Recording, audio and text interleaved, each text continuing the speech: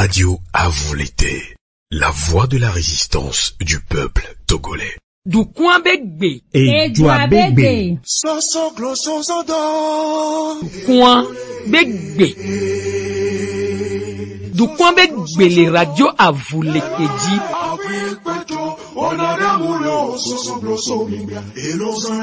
Du coin begbe. Et du begbe.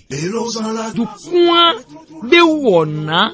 So du coin gbo. Oui d'accord, Mila Joelo. Oui d'accord, avion la voye. Oui d'accord, Mila Joelo. Du quoi les deye benu pokpo do go. Le wo nyame jojuro kunya de do go so. Togo be dunya hehe ku togo be nko yi pokpo nti. Soso gloso sodo.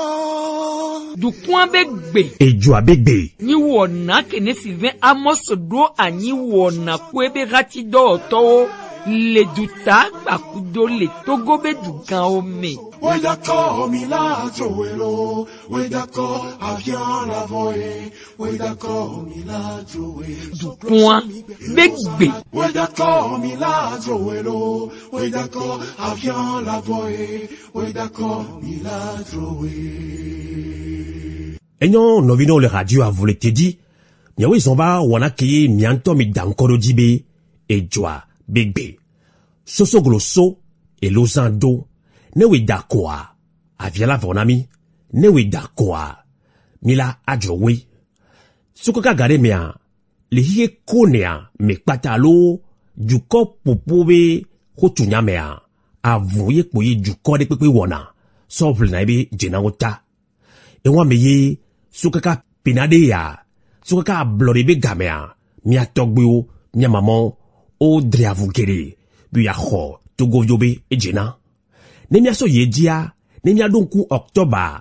Ben keke ama ton. 50-90. Togo vio logbo gede. Yo o titre. Do nyasingbe ya demabe ntaseseme jiduluadi. Nemia so no yedi kwa. Funo meye. Mi va kwebe. Parti politique ko kuli. Mi a gwen le français pour multipartisme ova nani. Odo haso so gede. Vous du nyagbo haobe haso gede. Les fifi mea. Ne mia wa konta. Ba ye minyodia. Mi a pobe. Parti politique ko subo sibe. Alofa. Bla venene 120 partis politiques. Et subo vide. Va mi a dio de sibe. Le kaka gawa mea. Parti politique ko kekewa. Odo no adjire wole. Wana no me kuli. Et l'unko y'a me leadership badria, me ma trois de le wana ya me la radio a voulu te dire. A me la be ye bois me sawa me ya, a me la ba me ya danaji, a me la be nyini parti politique à de toi. Et wan chang badio he, maman va, togo vio, balo chame. Et dia, mi le biomia de go sebe, waba jire wa parti politique ba jire wa obe maso ke no na wanto wa dum ke o lo gbo yo lo pan ko nta sebe di roi. Et na monu pokpo nya singbe hawo, o te like. O te drekan, yo no, to go vio di l'intase sembea. Parti politique ko ba jiri wa, e na monu pokwa hoto fonya sigbe, kakabile wa yibe 4 mandat fifia. E dia to go vio glanbe, opposant Samilo, oye wananwa lo, opposant walekelo, opposant walekeri, ni aka opposant wa, e ni nyanywe to amia glan. Opposant we alo jidu ntaseme jidu waye le gbanjoa. Mila ado nyawanchi alo mia koti nyame kudo ame pepe e veo ke yava radio a volete le wona ke mia nkpata mi dankoro jibe jo abegbeme ame tuju matoa ena nyonyo wa dodorika la hwe ame vigwan e nu supergbere kachan ele Belgique banimadi kengbe ma de waben kosofian mia mi tan vitukure kudo mia fofo John Aziamobe hagbeya be dankoro jibe avleme kotoko be haya Jola Aziamobe ya donku togo vio pata ko drafun o demegbe o yinugbe ya do koko ya do onsen le ka yomeke ni ya donku be togo vio ko be yo gbojwa wa no avon adiro nya si hagbe ya ni nya trovalo Euli ready lo Tonya ho be uli ready Gazovio be uli ready Tonya togo be uli ready Euli regbadi le du ya meke Euli ready Aziamu be uli ready masilu Olodola oto e nyam fana Euli ready lo Pela o be uli ready Adeta o beuli de die, pela adeta beuli de die, euli de gbadi le du ya me ke. Euli de die, aziamu beuli de die mesilo. Hlodola o to e nyame fana. Ofira gbe be ndi e nya ya jo. Ofira gbe nya zavon, nyame kana dofo. Ne enti avomechi ala foido, onanyi nene benu de la joy. Hlodola misibe. Ofira gbe be ndi e nya ya jo. Ofira gbe nya zavon, nyame kana dofo. Ne enti avomechi ala foido, ngon li obe yo trohale konu jola plime. Amaga gbobliwe ya blime ya va jole ko de ngon li o blagbajaye. Hlodola misibe. Oga o ife nya blime kotoko. Achuche agbobliwe ya blime ya va jole ko de ngon li o blagbajaye. Hlodola misie. Omigbano kodun le duyamo, venavia madame unio. Togo swam li koko amadame unio, ona sufe kajali wo chamia tukudo le duyamo. Achuku chebenya, hlobenya, vire dukwa, mido jajalo. Enyamesa, bablire die, swablima bona. Eulire di lo, ekpela o, beulire die, eulire gbadile duyameke. Eulire die, aziamu beulire die, medonlo. Eulodolo to enyame fana. Eulire die, nyato beulire die, kevio beulire die, eulire gbadile duyameke. Eulire die, aziamu beulire die mesilo. Hlodola o to enyame fana. Ofira gbe be ndi enya ya jo. Ofira gbe nya zavon, nyame kana dofo. Ne enti avomechi ala poido, onenyi nene benu de la joy. Hlodola misibe. Ofira gbe be ndi enya ya jo. Ofira gbe nya zavon, nyame kana dofo. Ne enti avomechi ala poido, ngon li obe yo trohale konu jola plime. Amaga gbobliwe ya plime ya va jole ko de ngon li o blagbajaye. Hlodola misie, omigbano kodun le duyamo, venavia madame unio. Togo swam li koko madame unio, ona sufe kajali wo chamia tukudo le duyamo. Achuku chebenya, hlobenya, vire dukwa, mido jajalo. Nyamesa, baulire die, swaplima bona. Oga o ife, baulire die, swaplima bona. Aplima kotoko. Abaulire die, swaplima bona. Oga o ife, aplima. Abaulire die, swaplima bona. Aplima. Abaulire die, swaplima bona. Aplima kotoko. Abaulire die, swaplima bona. Oga o ife, aplima. Abaulire die, swaplima bona. Oga o ife, aplima. Abaulire die, swaplima bona. Aplima kotoko. Abaulire die, swaplima bona. Omigbano kodun le duyamo, venavia madame unio. Togo swam li koko madame unio, na sufe kajali o chamia tukudo le duyamo. Achuku chebenya, hlobenya, vire dukwa, mido jajalo. Abaulire die, swaplima bona. Abaulire die, swaplima bona. Oga o ife, abaulire die, swaplima bona. Abaulire die, swaplima bona. Aplima. Abaulire die, swaplima bona. Abaulire die, swaplima bona. Abaulire die, swaplima bona. Abaulire die, swaplima bona. Abaulire die, swaplima bona. Abaulire die, swaplima bona. Aplima. Abaulire die, swaplima bona. Oga o ife nyaplima. Abaulire die, swaplima bona. Atino babalo. Abaulire die, swaplima bona. Atino kwana tepeolo. Abaulire die, swaplima bona. Abaulire die, swaplima bona. Radio à vous l'été. La voix de la résistance du peuple togolais. Enyo togovio, mi se aple me kotoko bi hagbe azande ya. E wan elak promeso yi cha. Mia ho ame tujungwa toa. Le lomebe anyimadi. Mia ho mama Omas Christine. Otroboko mama Omas Christine. Otroboko mama Omas Catherine. Otroboko, akpe kaka. Eye jidia woto. Enyo, eye jidia mama Omasa. Oglabi togo ba voya. Neno, kedeji. Yadakwe. Mama Omasa eni nyonu pekpendele hasosoko dankoro dibe ANC atogo vigero jesi eni nyonu nonankone ANC be be ha so le nyɔnu ba kpadzi wa e dona kɔkɔ nyɔnu abo nyɔnu le anse ba kpadzi abo togovi kpata togo nyɔnu mi do akpe do mama Catherine do le ko lombe yava mi abi wona yame mi akpa koto dina togovi be mama o mas Christina mba le anse mi ko be pepepe o va le ke be wona vondwa fike ya be wona vond le be ko mi yonwa le wona yame a e la pompo sigbe jumovi nyɔnu jumovi nto nene mi ha mi vegwa so Belgique bani gandi et a hoto Maurice Mouta wakilu Amorin Gigli autre boko a hoto Maurice Mouta Amorin Gigli. Good evening, good day. Après méthode, les kene fondo. Après toi Sylvain. Enyo, nyadakwe. Medo agbe medo dijwebe benemi après joie. Voilà. Enyo, mido akbene a hoto wakile Mouta Amorin Gigli.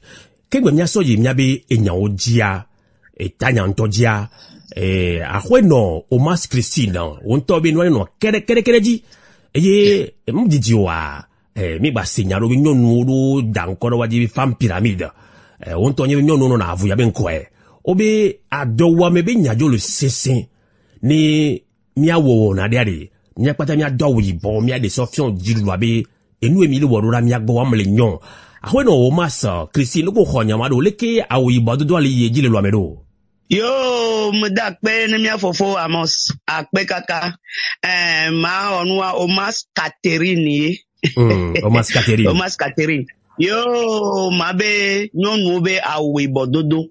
E mounen nyon, ye pomileji, biche anou si anou, mile seveve, mi anyon nou mile seveve. Nende jola wede mesibe ka frazi adene ameku le amedi alo mile joy mia. Anou ibo mi dona. Yenti ye dodo ya sonu ibo mi anonu pata mi ano veve sese mi le veve sese ya mevo enu si anu seun asimebe re aho mebe re mi ave dupeo mi ave tapeo eye edu apata le zodo tanami ye dodo ya va be mi anonu pata mi aponupo na anonu la siome la glome le tepesia tepe ne mi atono bede kikiade eken me do nyonu ne ahome la nyua de nyonu we na fide la nyua nyonu we ne jude la nyua nyonu we yentia mia nyonu mia doa wibo ne mia desion kike konia bede to gwa le zodo taname enu mu le zon agble mu le zon mi ave vio sukulu mu le yo mi anyonu awo pomi le de mi anso yentia keve dodoa awibo dodoa ve gome dede wan eyemi leji wa gome sese npo le na mi gobi de pe mi npo mi atogole o mi npo le se enu agomo elabe gouvernement chapu du promido ne mi jefi edeke anyon o jefi edeke olalo atu alo awo deke wa mi mvon mi ma von na deke o Enyon, Enyon, Kenya Glock Pobe Awi, Bododoa, Eleji, Godo, Kereji, Enyon, Midok Pina, Mianon. Enyon, Midok Pina, Mianon, Bubuto, Omas Catherine. Enyon, Miatrova, Ek Bebe Tanyan Todi Tutuban. Kema Sokbiana, Miafofo, Mouta, Wakile, Amorin, Gigli. Ele Hasosoko, Dankoro Dibe, Togo en lutte, Obi Togo, Tomia Quatonon. Avouya dit bien on drafon et on mis les radios avant l'été dit bien voir l'été gasia game ahuto Mouta wakilo Amorin ne matrova gbowa mi wo tanya zane ya yemi le blombe ejeji ami blombe togo ba voa ejo chi clic mulijio et puis nado ya et puis blaton kodivo ya kemi titero 50-90 voix parti politique va subo va wanto le dak beaucoup to le wana no me olo tukara wo gasia game e wa ba be jumevio obe yo nkentu ejo le joyama obe opposant wewela opposant ekpomi va le donu nkekero vaji e le wo po khonya wado ahuto Mouta wakila Amorin Gigli. Sylvain dakwe non be egbe ogba do bubuntinye ye oyombe ma ponpole mi abe radio ji nya enu nyata ko va sous menam ko le ponpoa yeni. Qu'est-ce que le pouvoir d'État au Togo? Qu'est-ce qu'une opposition? Qu'est-ce que c'est qu'un parti politique? Et dit, nkani pouvoir a ini, ntasela bedi doudou, que la nia, nkaye benyo. Ce sont des voleurs, des criminels. C'est ça le pouvoir d'État au Togo. Qu'est-ce qu'une opposition? Opposition, dans les grandes démocraties, c'est l'alternance entre la majorité et la minorité. Fofomuta, o se gengbenyo la ndekuku yeji blawle gengbeme ela no ela nyiwe to ado wona ya chami jaba wona ya chami jaba wole français gbeme. Et nous kenyi majorité a yenibe ameko osugbo yo dakona yo yi esebe TPA assemblée. Yé minorité de nanani. Dans ce cas, on parle d'opposition. Et c'est dans les démocraties. Afikoye didoudou vos volets. Amelo kosi non léa. Mais sous la dictature, on parle de résistance. Midola bola odeka, yemila mou, et didoudou keninta c'est là. Et dans les démocraties, on parle de parti politique. Parti politique a une définition. Rasoso benina. Modirela oblewo. Ma nogbe. Mianto me radio jemile. Ma de kukube.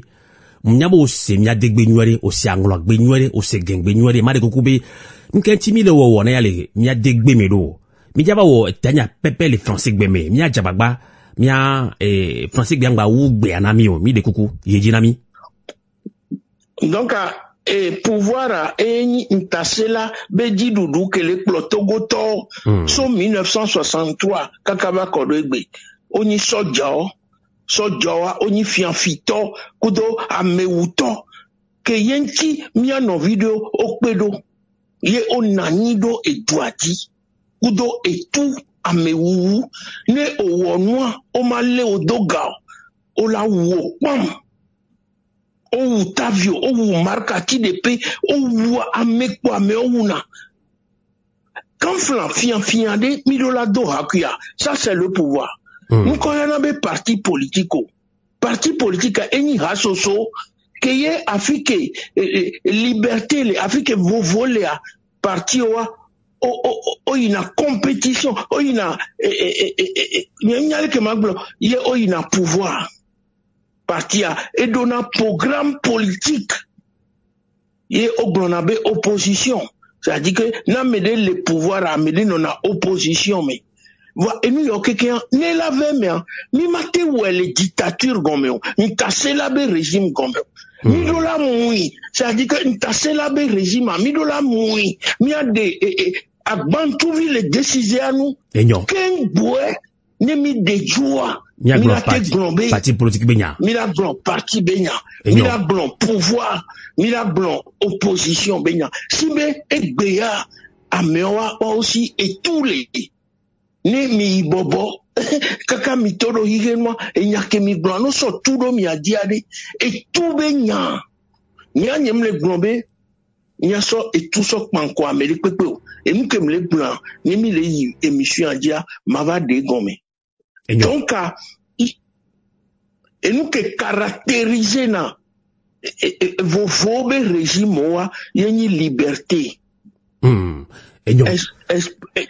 Vos sisi non noa et nous beni o holona ye o hona. Mi mate mi le cancer au kudo ameuto ye mi a honu le waso kako trola poto menon kako trola so ola posabano ameke si tous les Mila waye la hotwa ici, la trop est et rapport de force. Voilà. Que kakakudo gbe wa okpobe pin wa DJ me pin wa kela no du kwasi kudo nta sese miji dudwa e lo klicha so penareo e mi aso gbe na a hweno Omas Christine leko kede dia. Enyo, o le kere dinami. No, kere de sera y kere lo. Enyo, un to bo ba fuya. Kere ginyano. et aussi mia fofo muta amone gege nya sande ya yingblombe mia do nya ntize de kachachacha ejejari jukwa jugbona be togwa be manyo yo mea echikona yo be opposant wela o hona gala o sa avoila yi mi ba le biose be okay akoto amure wakilo a giglignozane abe mimle démocratie mola be dictature be mimila monta sebe jwa be omdona parti politique so wone e wa meye juko ba le glombe opposant yo samima le ohonya nyamado do ami la khol minyan kile jwa kole yo kede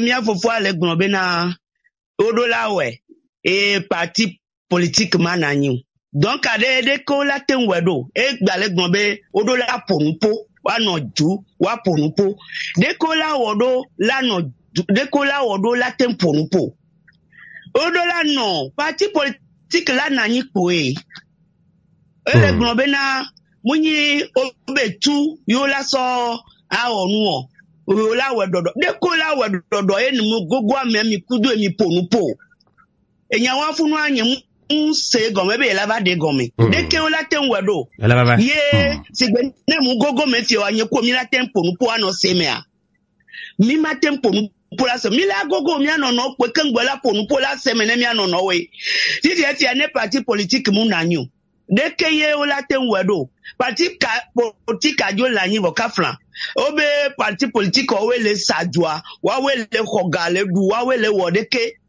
est-ce que enyawade eme koko mea nyanye mukwe no kede anu si anu re zonzon no mudole de ka o ma ya me feel enyo ke mama dachu odola dogo allo mama o maske mama dachu ayi nyaji de e togo video ku ebe enyo parti politique ojo wa levo les setiano anta semji dume a parti politique ma ke nani gbangban zani na kaka e blave vo vealo 120 blave alors fa de ka blave 120 parti politique ojo levo minyabo dona dola yemelo jajajalo parti politique a dodon to togo vion ton ko le monde nti ya modo glona va ko jo sugbon ni are wan tojo na parti politique lo mi afofo ko hwan kona vun ya gbedegbe alo ojo na po da wa no e wa ba heka mama jo na jume bi o chame e o yo va le glon po 2 ans be nya o kweda e o yo va le glon po 2 ans chambe enya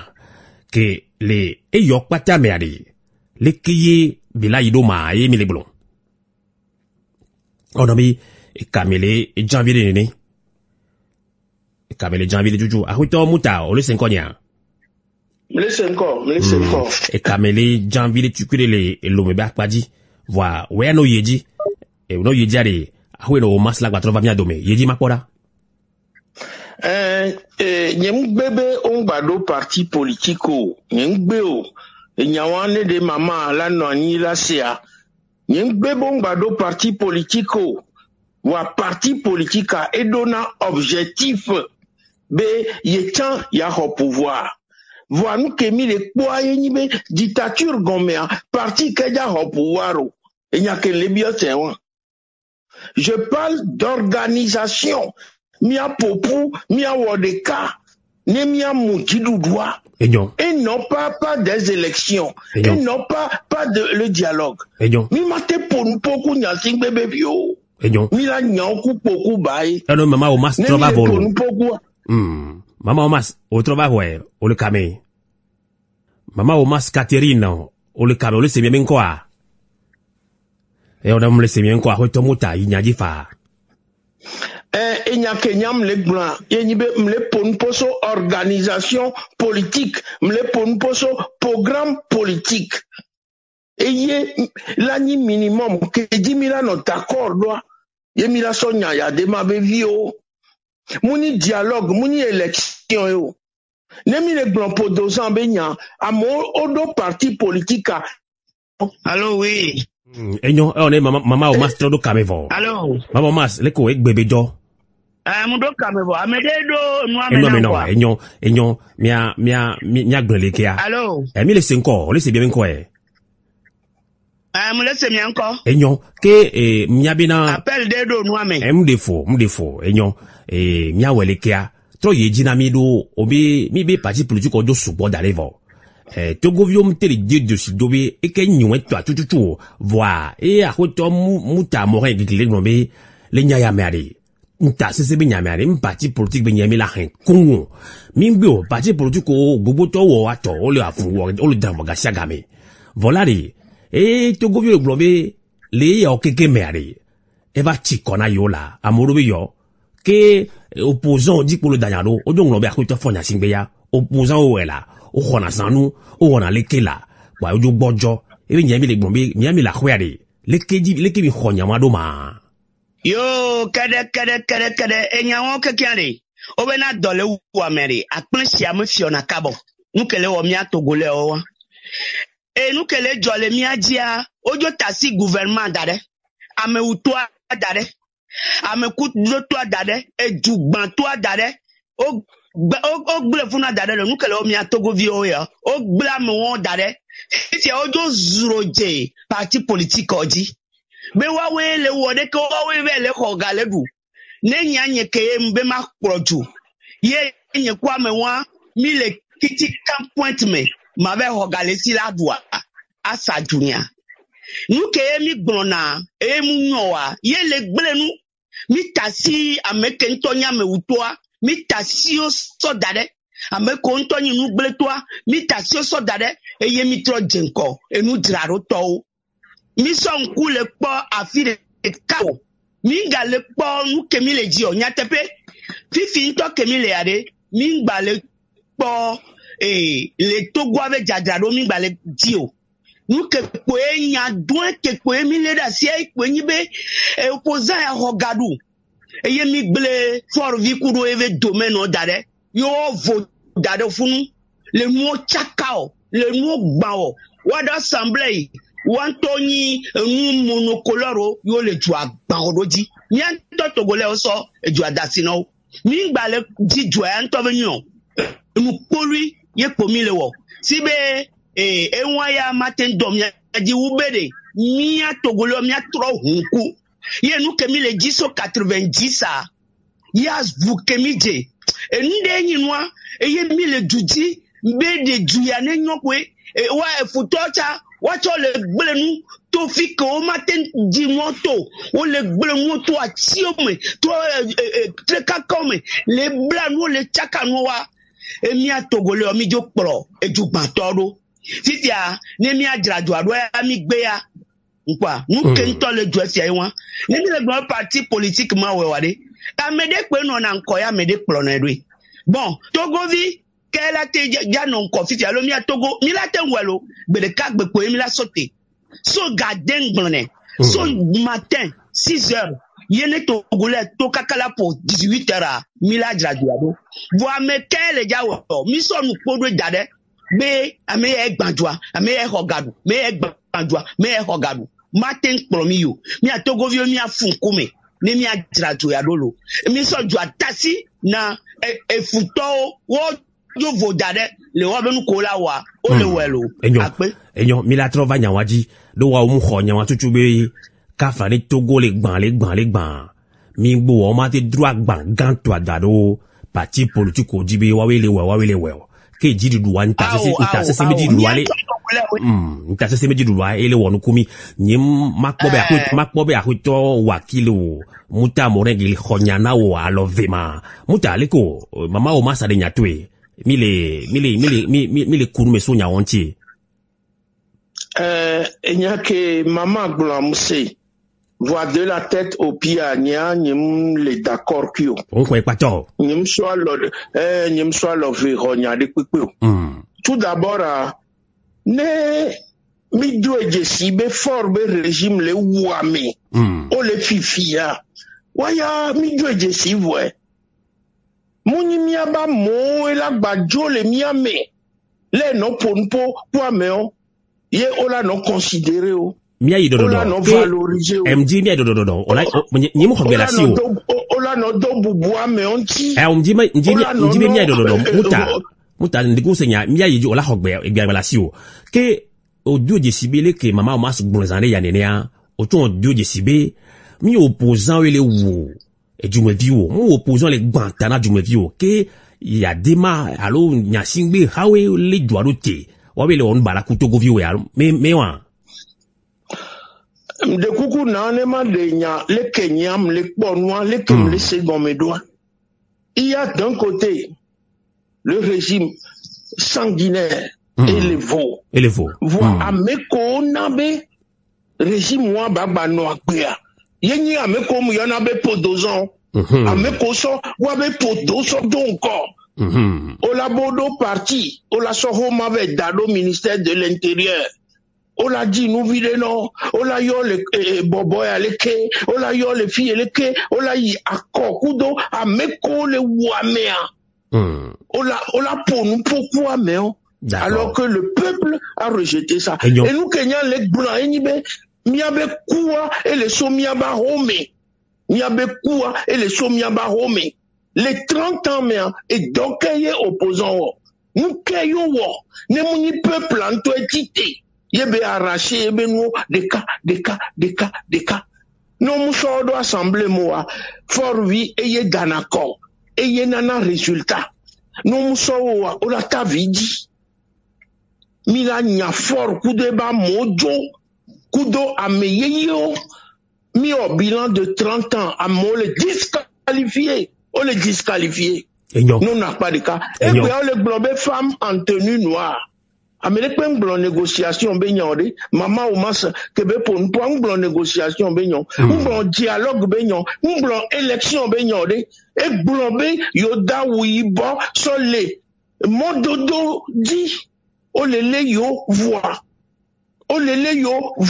un blanc be yo de négocier odi enyon mais c'est bien gomé dine togo amia keke minyelo enyon mato sok bien maman Omas Catherine ele akoto kede di le akoto muta wakila morin gibe nyame ma sigome nyodia ekpobe edu jesibe akoto fonya simbe ko baka metua wele do funya na jumevio voilà e yabe yele kpobe mia fofo ko konkona avuya mi do abogaro mi kafo wo ato be ye ekpobe wa be ajeruri leadership ajeruri le wanto opposant domea ouais, va na monu pokpo a huto fonya singbe zo honsen kwe e va ni ba domeze kaka ko do jume biro to ma domeze dibi yo mi nyame a huto fonya singbe yo lo mi vo adzi to aka fla kwe mi jo disia mo konto lo mi avo voade mi amo ko do bonto kon be mi akpan ko wade nu ko mi le sinu gome ma na ye a domeze wala huto muta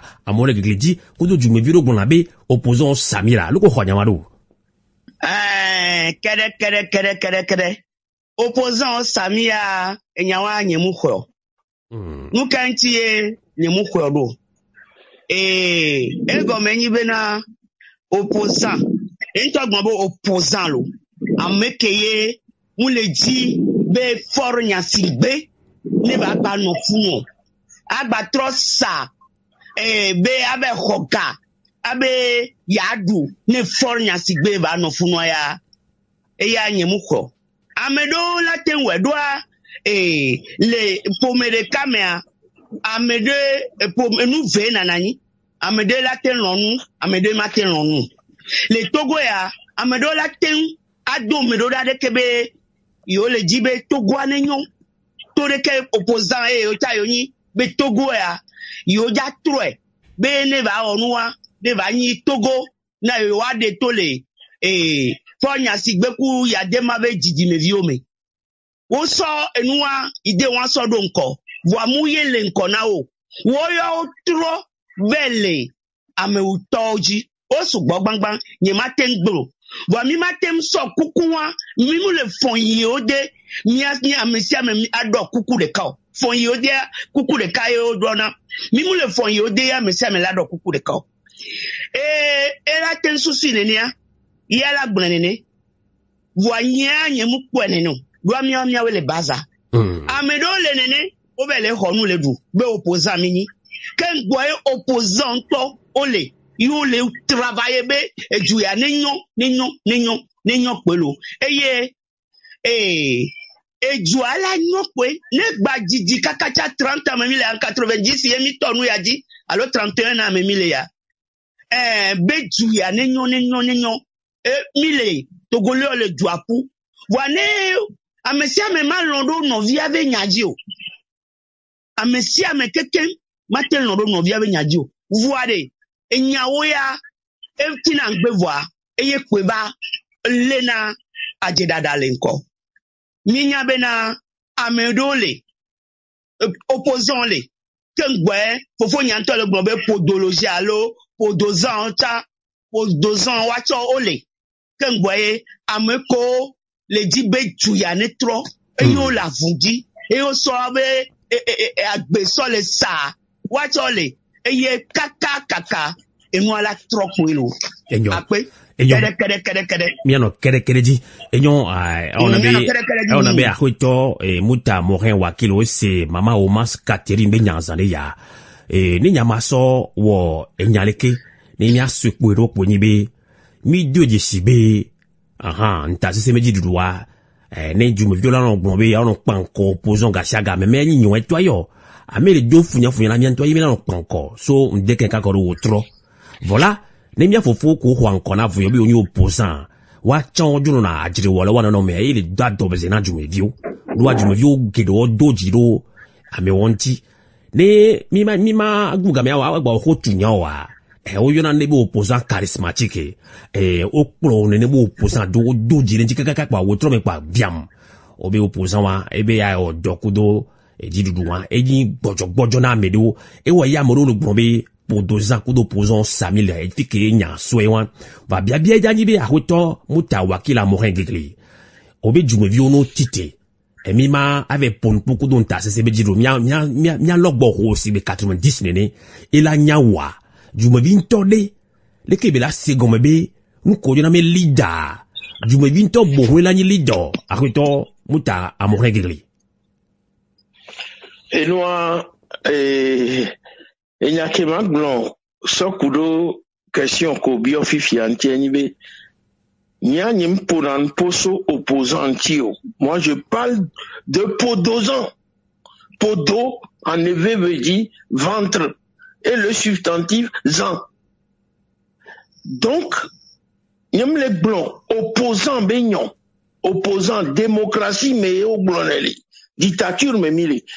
N'y appelle langage ni résistant à mekeye résistant et il est dit changement véritable changement muni akomeo et beaucoup ba yeni togo benya muni akor yo ola sonya me yojo parce que wawe les d'accord wawe les résultats ma ndekpekpe ke wa aussi appareil ali ndekpekpe ke droit ola o. Donc, à me complomi kaka kodo fifi anu keyo wo ove ponan toku régime be enyane fa mi potane la dialogue négociation conférence nationale eyekpo 10 000 nous kemi po le mo amoti beji amoku amewa dokpo le fifi o romia bevio o romia stron et nous bada et nous poto po ameona le enouambe nkwade milagba no jirado be mi d'accord ne juabe ya wondia na medebe ye to opposant ne no akpa de ka ne juaba we ne juabe ya kitia enu ke la nkuvi ke la gban etago mebe yina etimira eyo ye mle bio sibe akoto muta ojibe na mo gbe kite kwa amodu lebe yoni opposant charismatique opposant véritable opposant historique nke toneneo eyo mle bio sibe miate honya wa fima kuma kube fimbono no akoto muta ma fion afike yo nyo le kudo dialogue po eyo ye mle bio sibe mira butame amedela le hadasi no la blago amedela le ekperasi amedela le nkebela le ne gbe won gbedo ami régler nya eyo ye mle bio sibe émilation régler enya wa me ko ke mama sok bia na mama Omasare mbio nyare voa ono be eyi do kle mi ahwe no kle de ko be o ko be opposant kpere ngba le Togo tutu le ke o le ko le ko wa doa dialogue be nya we o propose ku do nta se meji lo me la a demi o voilà jumevi gbalo to ke nyi ku mini amo le se mi ko le radio a volonté diade le kemila wedo alo kafla parti politique o wade no me ko no mpoko pona kafla no mle do ne kukula se nyanya mpoko pona jumevi gbalo alo lo ke wo kele pompo via le kemila wedo e jumevi gbalo to ba nyabe nke to leader la nota e ntola nyi leader kengba ko leader ntola ba no gomena ye ma jumevi antoa e khlondo do ke e ho tutu be avuya ye ntola wea jumevi antoa agodajade agodajere kun somnya nyakboa. Un peuple n'est jamais en faute ni en erreur. Les Kémi ou 90, mais min pas leader charismatique de Pekode. Min pas opposant historique, c'est son visage.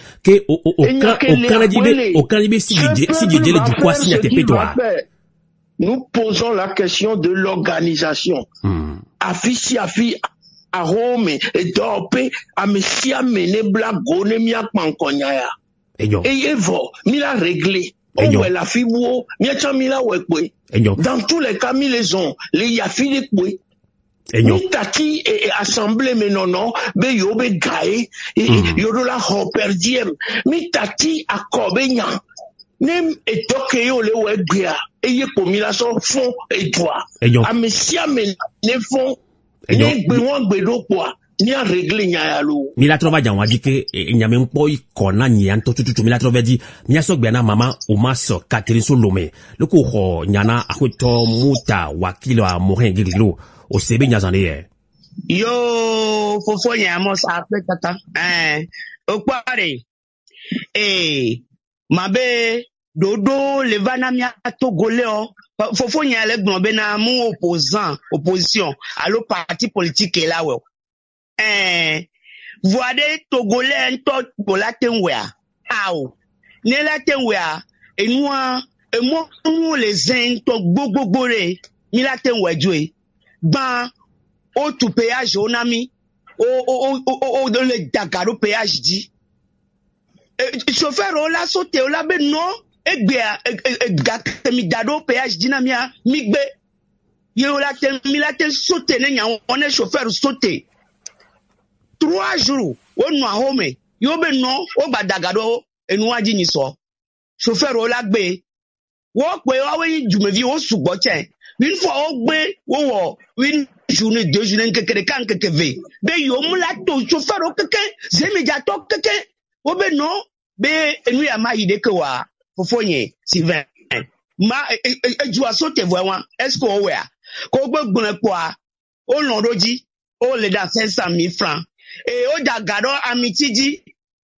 est-ce que des Togolais be o nu ya ma mi ma jo nous ko pomi la tenso zo mo aye wan lo Togolais nto la sote lo voade est-ce que mi le wea mi muten le we o la be de chagbale yin so o gbadado sima be gajinami Togolais la be no be nyawa ma jola so mi do de funu cha mi la ten sote jo mi keke Togolais keke mi la sote et nous ya me de ko kwele lui ma jo asomido mi mutem le we nous que mi Togolais mi la sote le mia e fofo yen le gbon wa be mi to we la we mi ma ten we u bena ne amede mun lonko pour alokpon dibena enu ya mi ya we de ko wa Togolais mu ja wo pede o mi enu ko mi lona o le von be maku o le von be ne mbula maku gakeme ye mi la va sauter là bas en résistance que il faut fonyer les blancs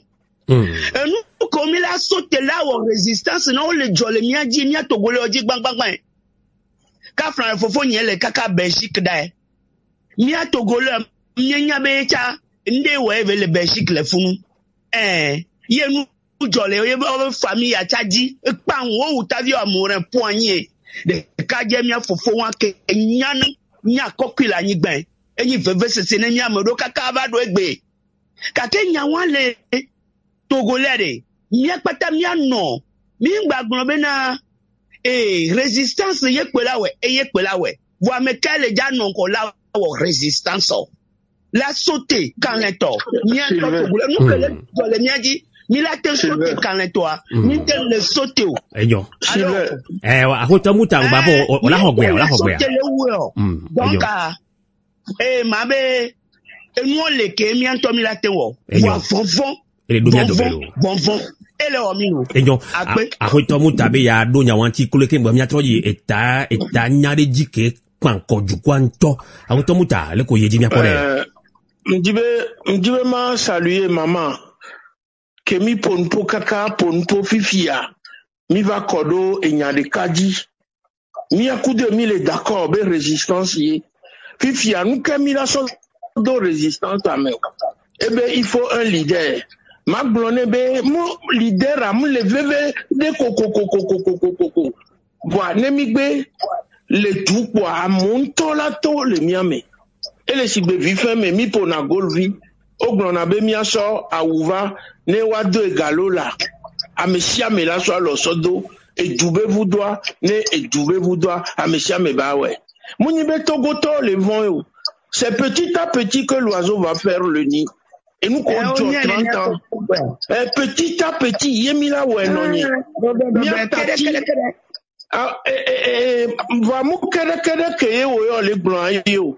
Amewo am kere ola wo. Apasese ke yo les gens e yemila okudo. Anyabede e nu de le wo no. Omo no. Apasese yemila okudo. Ne obe amonoto amogbe ne for to egbe ebe driver mbo. Ebe chauffeur mbo wa. E la batte no obube ni chef d'état. Et donc, Emila Wononi, Mingba no découragé. Et yé dit pour mito les femmes en noir amé. Et yé kwe, et gbea, on glombe, yo le rock beso, chef de file de l'opposition de Kwekwe Bode. Mais à nous, nous, on bolé ou très votant là, ouais. Non, parce que, et nous, sous God, jolé, miade, et n'abena, mais les gars, on défifia, à me aller boutami, kengwebe là, ouais. Sinon, le peuple est là, le peuple est déterminé. Eyon, mia wele se, mia m'enkole radio a voulu te di, kokole te dinta, mia mitan viticule, les mia trovalo. Radio a voulu te, la voix de la résistance du peuple togolais. Du coin begbe. Et joie begbe. Soso gloso zodo. Coin begbe. Eyon, mi va do radio a voulu te be ha dome, e mi dankode wana jajibe e joie begbe. Ame pouke vio, mama o mas Christine, ele kwami le lome. Mama o mas Christine, ele anisebe ha so swame, nyono bakwadia, e bona nyono, ne miapate miatite, ahuto muta amorin, gigli, wakilu, ele berti baningbaji, ele ha so soko dankano dibe, mouvement, Togo en lutte, obe Togo vio au potol avondi, mida ado akpa vegwa mia ponpone mianto mia jumepio. Nous kemile wo, nous kemila te wo, le kemila transition tiro. Mama oma so se a roto wakile muta amore kibe nyaya. Ebe nyako gba yeleji. Be nyono no logbo, we adon be nya wi bo kemile doa mi no te po leader de pepe wo. Amero gbo nde to pyramide.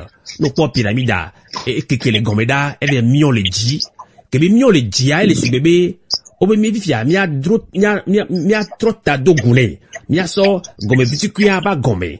Et que aso iji gome nibe amoro kwebe amoko ni leader zoa o magba no takeo ke leader wa ola no gome na jukwa loko khonya wa gome do jukwa te senya wa gome a mama omas. Allo ndekuku tro de funu gome na vitukile enyanyi be ona mo amodo de sibe ejeja leader okpodo na nkoa ejukwa bono de ko le leader o me que du quoi les poids de coup le leader mea o le leader on to jo le dakon le waji le wano no me e va na mama du quoi chama mama va do du quoi me e o no po réseaux sociaux dividia anse towa PNP towa e DMK towa o la triwo nya duelo ba du nchina meya mazo meya pam du quoi ba ma o be kafra leader di o be to di so tutu gban ke me ba ko du me bi gbalo di e o du me bi on gba tele huon e lo gbo be ni nya tro avance nya tro de so avantia du me viola second be yon to akpen me le yosi Meme lidela ba non kona yo. Ke du kwanto la non ko. E lidela non bo domison. O se jama gome aleke ote se gome na mido. Hello, Fofonye. Si me akpe kaka. Enya wako akpato o le gbonre. Si ti mi anto du comme vio mi awewa. Ame eti poje no viaji. Ame yabe no vi amunyo. Ame ya chabe no vi amunyo. Ame yabe parti amunyo. O le zu parti yabe amegan. O le woleke. De mfifi mi le gbele noa. Mfifi to mi le mi be june nyolo. Mi ne jatudo. Mi ne nodu. Ne nya futo la. Si c'était miento mi va sok mama kan ame zuzu ame novi ekudodo na me novi so pando mia nonome. Vo mi be opposant mi be etato we mu le wonu nwedo. Vo fifi miento mi tasi ame keye nu ke mu le kwade ame kele gbadu ame kele wuduya ame ke so du me vio. No d'accord la be gbede no wode ke la be gbede yo sko no pata le wa ba come tutututu o duro do ta o resi ga lotore o duro do ta ye mi adu be vi ko be mu anenwa fifi mi onto mi va so po tirabo to amezuzu mo wona nde pe ore mi ma tenjra nde pepe do no be no via eye nyi fiafito obe no via eye munyo voju ya togo ya de kapepelo. So sud so nord so nord so est ouest de kapekpe mu loloto so denu so Benin avec denu vai Ghana avec denu vai Burkina nkatema Burkina avec denu baba Ghana avec denu le fia Togo vitu kinde kponu ya nkeke de kakpo enemi soti amila dradu ya do ya mesi amela vo emi ave futo cha wanto chola nya ale break ni miaroko bo fifi mitro keke adrewowo efu pepe so dado miado koji so ame novi wuwu so dado miado koji bo mi be mi leji dododo na juya enu ke mi le won ya de pepe nto mu ja de juyo ube mi to le chochro me eye mi ave futo ya we asi pepe le po le poji o le komi o le komi o le po asi pe le poji do bo ti o mi ta si wa nto la da o la po wa nono o la wa nono ye o tro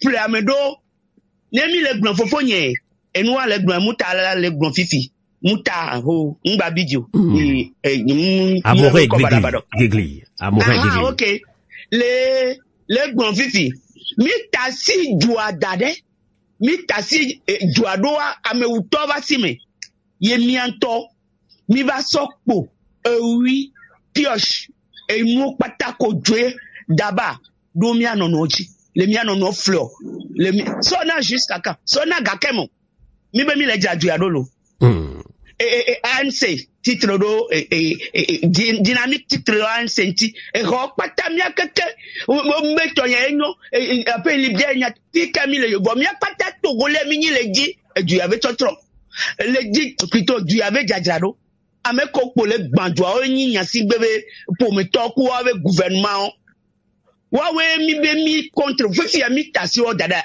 jijo le jipo na wala wo jikwe le jo yo la sikpe po la sikpe po le wo duo be o mi popo ndepo amo gba to le wa domele funu o pleo yo gba tro do wa domele fie i tro le duwe le du kantata no jo le fia wa yi wa gbo abo yo lo we no nto ti kami le jayo enyo yemi afofo le gbon fi be gbe de kapo yemi la our resistance enu e kemi le wo ya ti ade fi kami le jato la resistance o mate jogbere o enyo e hade la zuno via bedeke ame la be no via munyo ame de kemi le jawo do fofo nyamos de kemi le jawo do ye ju ya la tro le mi la we be nyame le gbon ya enyo titi ni tro le takajua titi ni tro le hanya jua bo mi awe le do ya lo nyasi gbebe pomotore pe mu le do ayo o le gouvernement me le funu mu le do ayo o ya nu so monsieur suasi mi ave kranka mi ave nu kokko suasi o le du nyama mi awe le do aya lo enyo ape mi se nyawa gome akoto muta amore gigli ne mia matro sogbe na wade mi gbon mia gbon le ke polo les radios a flotter be radio be mia jume vi mini mi le na togo jwa pata wa mi le na nta se meji do Ao, mille nan ta se bidiru. Ne game kin ta se bidiru wa. Tro. Be ya o dona jume dion tokonwa. Mila no wa be ngotome. Wa radio avolti be hadome ya. Mille na togo vide bebe. Asuso de bebe. Kedi totro. Miawe ya. Mijibe mia. Awo no abano no go. E o e radio avolti be hadome. Mi ba dende to. Be avole la mi ale avu togo vio. Voto na mi be. Mi ba le avu yo. Mi ma te le avu. Do yo bigi subo. Minglo homa no haso so keke wan obo zuyo amorbo chaka yo mi ma ya mere gbe nko bi yo mja so kegbere o bi le kenu le do mi ma te le avu nya komisia ye wan e ba kobe ba hoto wakilo muta mo hegegli mi doje sibi mi gbonzane ya be ame o hon kon avu ya opposant o po bi o vote da gere enyo mi hwe opposant jo o vote da vo o mte well et puis blaton veut dire ya omte wo omhoto troki togo vi olodia omusweva nyatepe matro matro toye kenye ku de jume vi gbalon tomini obemia o resistance ke mianto ami nyana noa jovin to keye kpobe ye boho kaka ibe ko de dekon oui o va tourner be ni ya home ade ke yento ma gbebe ma ya home wa jume vin to mate tro asiso ntia Kembia we fifia, nyemnya be leader we dona mobono zwamolo, alo dume vintok we du na ndoda pokwa no WhatsApp di awo nya dweo. Leko khonya mado, leko lati yeji na medu leke dume vintok kola hunkuvi. Soro a ko muta wakilo. Dijo adegbe, voilà. De kaewa mama. Enya ke magblani be, nous sommes à l'heure du bilan. Nous sommes à l'heure du bilan. Et il faut dire, et nous kenyi injure ou insulta, ça n'a rien à voir avec le débat démocratique. Nyam yona Jean-Pierre Fabre pour 12 ans. C'est un attribut. Nyam blombe nkouvi lolone, afole jakpane, et talene le kode, amesouzouan, mouyeni débat. Injure kudo insulta, mouyeni débat. Et nous, quand 30 ans, mais il y a à moi les défouler. Ne nyan second, mais ne bâti sauvage débat démocratique dit. Et nous, si à nous, au plané, les 30 ans, mais leader, et nous, charismatique, à moi, on les couper, nous, à chef. Donc, les gens apprennent à arracher la parole. Nene nyam se gome wa. Mais gome ni be me le soutenir be amede ne zo amede o. Parce que nos seigneurs de wa et hoin et nyon débat démocratique et la fibou. Et vegwa ne o glombe o bilan ameko o noa ba do afilia o le disqualifier parce que on te o noa si bele que doit dire le 5 octobre mouvement insurrectionnel et bololo que toi obe ya demandé jo on glombe ouais pour n'pokui wa pokpo mene wa dakoku et nya kembien ibe jume vinkode nkemi ya oko egbe a bilan mais mila pour n'poso formation politique eh bien amola glombe yo muta o le coudron ya nene po e mila wewa Muta amore gikli mdibe mia glonya dodo mito da game sumo gbale mia si o onya wo nto muta amore giklia amola ronzon la bubu yo ame ya o nya fufu ko glona doa ewe walo nene pepe ke ora zo ame ya azo nyanto pele sunye no ya we no masu glozare ya kemia jume vionto lida o chobe wa lida onto ko mia chami gbo wenyo ro wa chola pare kalo kemia jume vio ko jawo resistance ko lo gbare non mais que mia no mia ore yeme résistance mania wanto mbio e nyanya do dunto komi mbio. Mais je parle de débat démocratique, je parle de formation politique. Na mia edo gomme pedo anidea ma wondo ore fofoni. Na mia se mukebele na mia do conscience politique edo formation politique.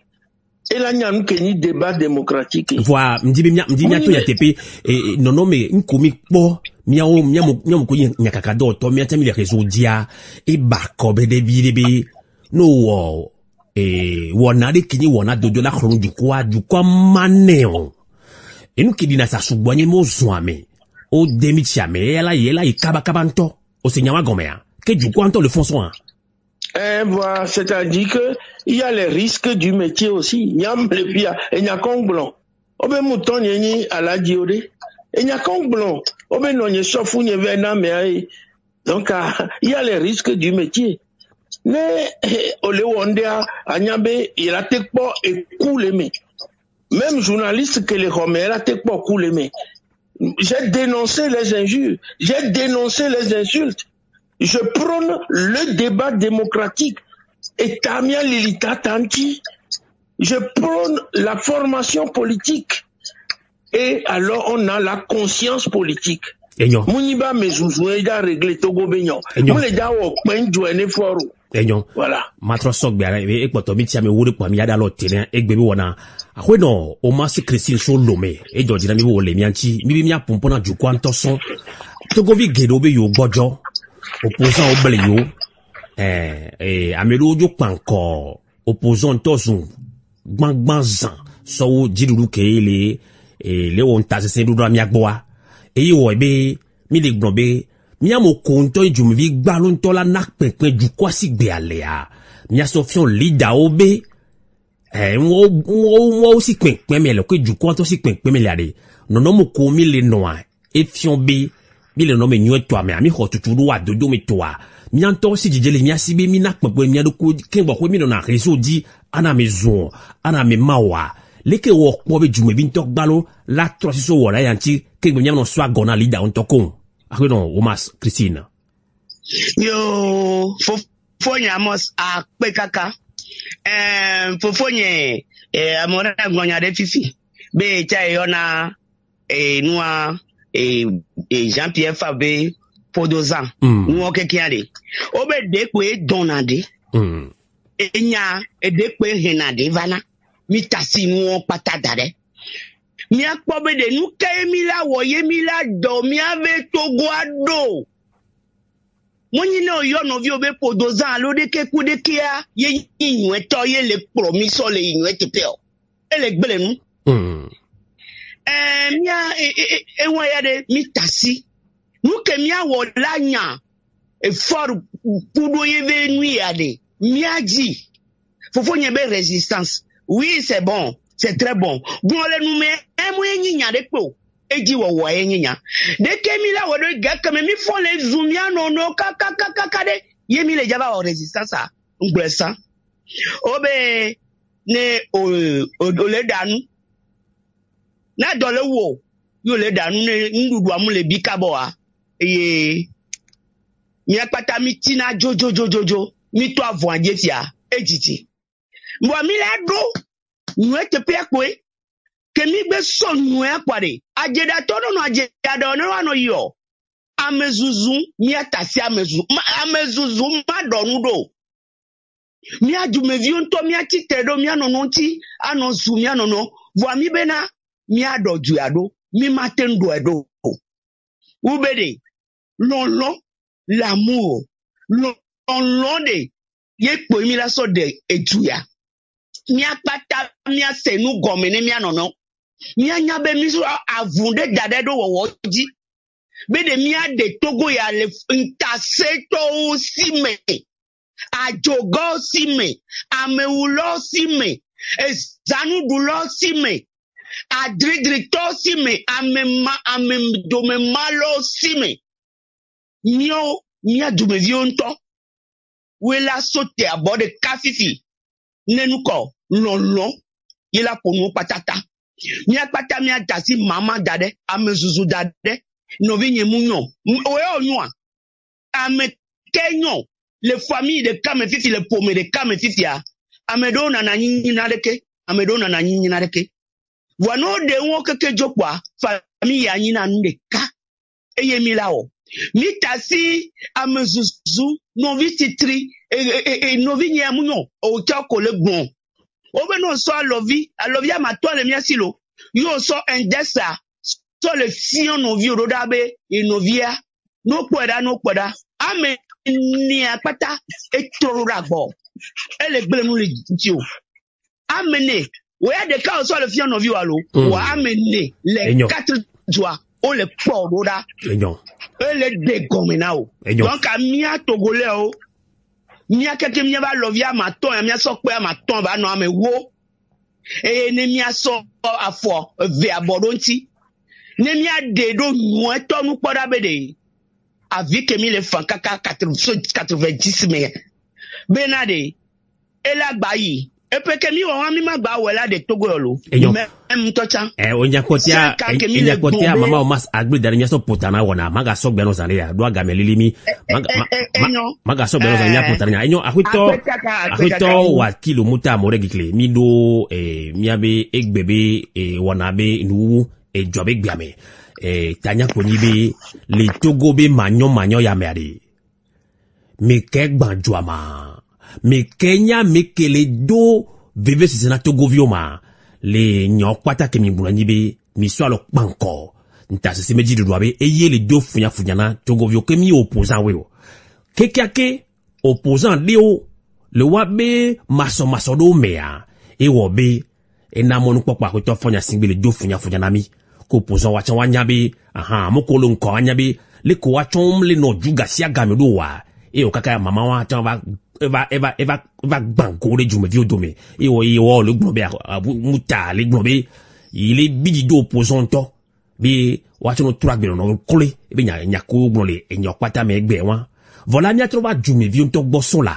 ma so gbe anon le yo kwata me ade le kemila we son do le gbo nya titi hola kemi leader ja titi lo leader wa msugbo ujuko lo we ya lo gbo me juko si gbe ale juko sinsian le ke juko di nya o ni mi resistance ke hoto muta non me ke wo bo be juko la non fifi là on est des résistance et bien les bolo hoto muta bon il me c'est question gomenyelo lo parce que non mais manière forma ni je n'ai pas compris le ko pobe jumevi gbalonto le yo patem Togo le gbam le nyon mi jo lo pan kwa hoto opposant di pimi danyaro wo pui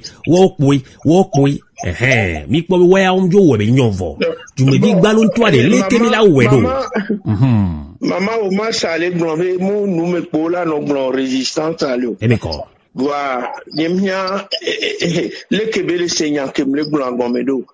c'est une question de vie ou de mort. Quand on parle de résistance, c'est un programme politique où il y a la clandestinité et le visage ouvert.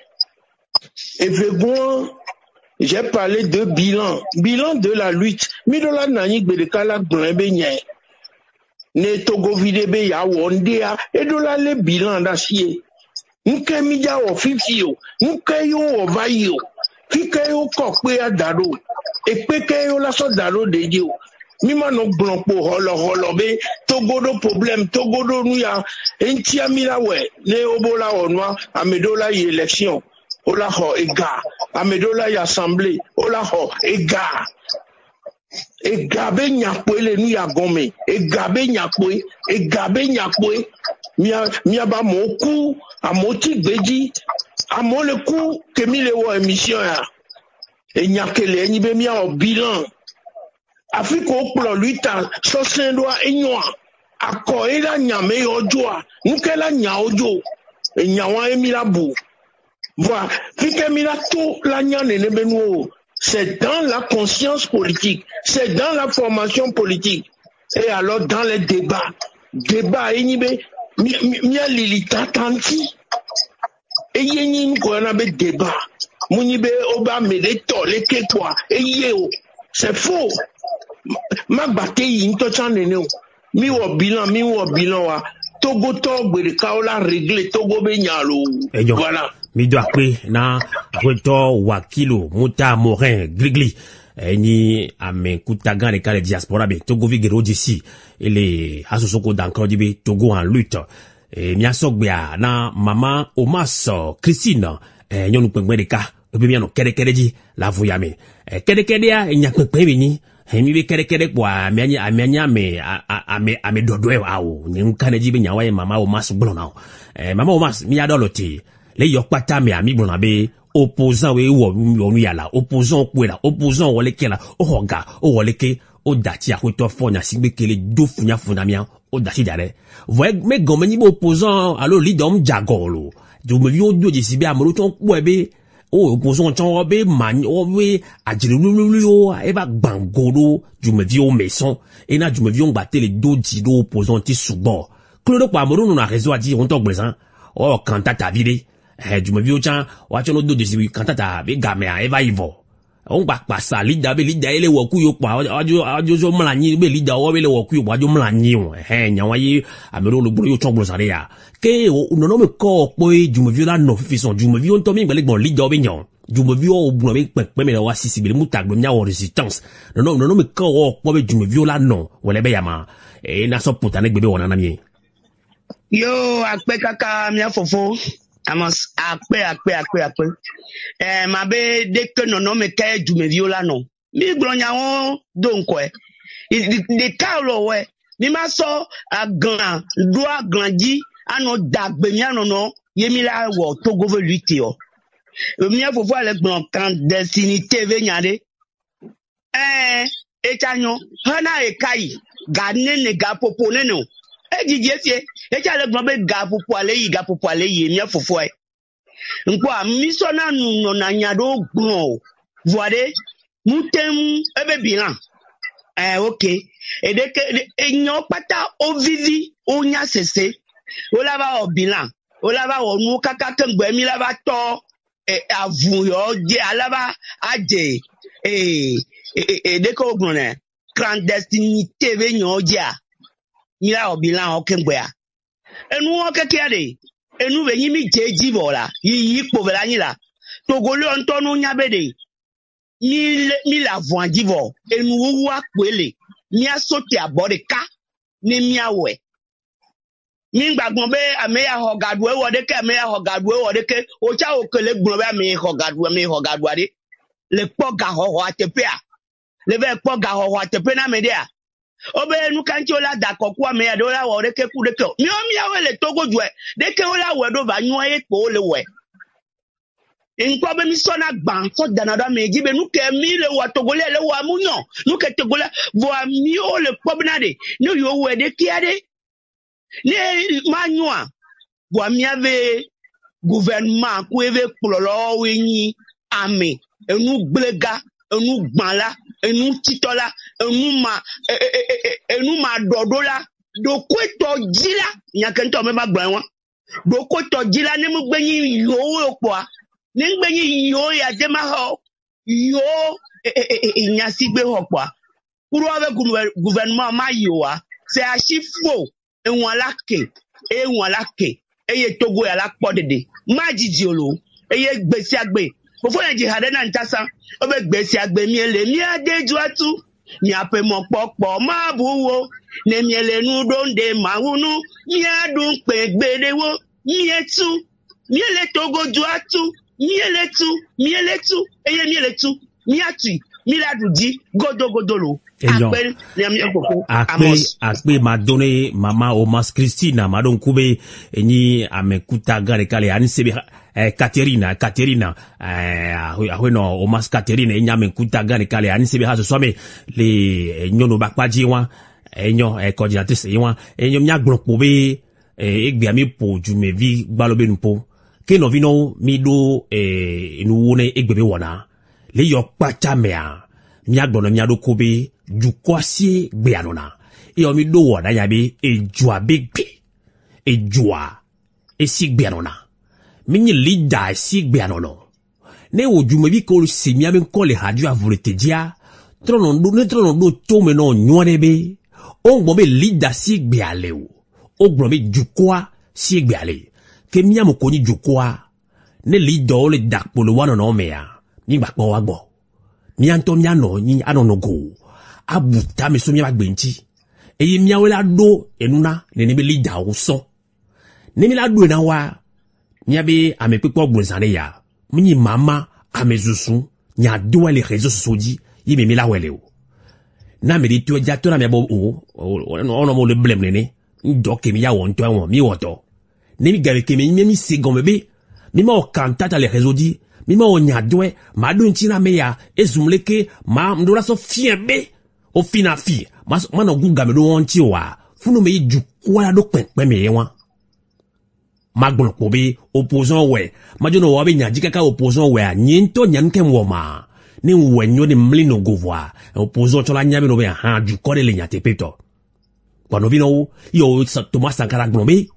mi mani kuluvio la be kuluvi kemle chabagba be yade yibi koso wa amele do gamea ma consisi ne pedo enu le joya la kaka adowo me be nyoji o dagaro no dia nyasingbe ha o lo sotogo yo be kuluvi bi nyine ne mi buse be nyasingbe hola consisi na togo joa ma consisi na mi pedo ya ko to Thomas Sankara yeji gbombe avun ye togo ejure gbegbe wona e bi khona be jena e wantia mi ya da e hagbese sele keye mi afofo John Aziamugaji mi ya geshika e bi ya geshi bi hagbe wan e lagba nanse togovio e wantie le mi apata mi anu no godo wa mi awe ya diaspora gbogbo to amosi na yemi nko ma yo mi afofo pepero be nko bi o kwa vu ya be nko le diaspora be tukara o nani gede raja volete duwe be mi anya vole la o fofo kalgaba yako nyawle doji fofo Raymond Yabi nyawle doji e fofo Randolph ahuto amuzu nyawle semia benko nya fofo legede nya dada Isabelle allo mia bobe madame Ngavile Brigitte Ngavi wa mia fofo supole avuyame ke o monje nonti amosugo gbota zisu ole amosu bole kinyamati yo kwata keke won vo mia fofo wa minyabe susule mama vao ageshibi hagbe ya ni maga yo ame subo gede o ni yo ame subo gede ya radio ala wo ke mi yo togo vi kwata le akwe ko le gbejibe Jonas Yamowe ageshi haya mi adui ni mi ba nyomi ni mi atutogo alo ke no vio avolete kokole tetenta otrobo kolo bye bye.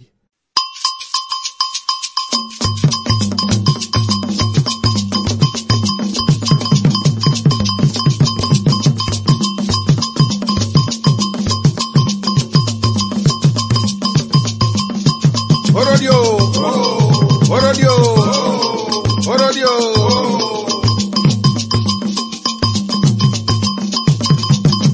Geshe agesheka. Ala nyagwalo. Dunkukwe la nyaga hoko agbado abagba. Dunkukwe la nyaga hoko agbado abagba. Nono mo ponelo mo pleno legbe. Nono mo ponelo mo pleno legbe. Nono mo ponelo mo pleno legbe. Nono mo ponelo mo pleno legbe. Nono mo ponelo mo pleno legbe. Nono mo ponelo mo pleno legbe. Dunkukwe la nyaga hoko agbado abagba.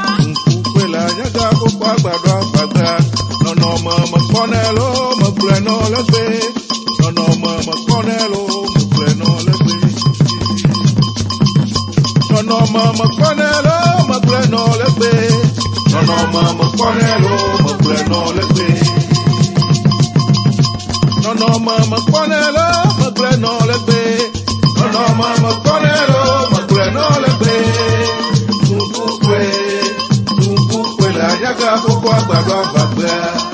Nkukwe la yaga pokwa gbado abagbe. Nono mo konelo mo pleno legbe. Nono mo konelo mo pleno legbe. Laikwe yo se koremene. Laikwe yo yo yo.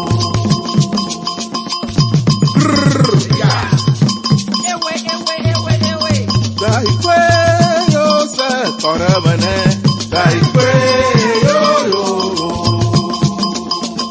Toma jina bigba no momomo. Papa magawo, papa magawo. Emia klita nye emia ba chaka.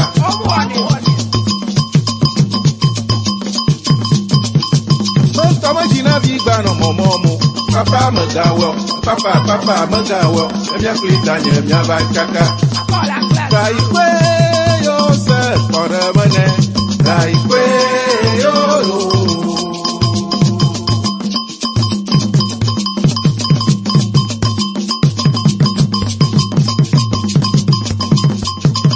Laikwe yo se koremene. Laikwe yo yo yo. Laikwe yo se bonenene. Laikwe yo yo.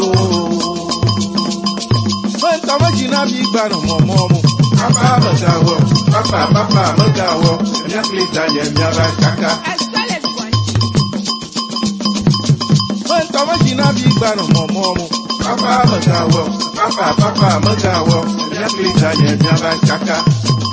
Laikwe yo se koremene. Laikwe yo yo.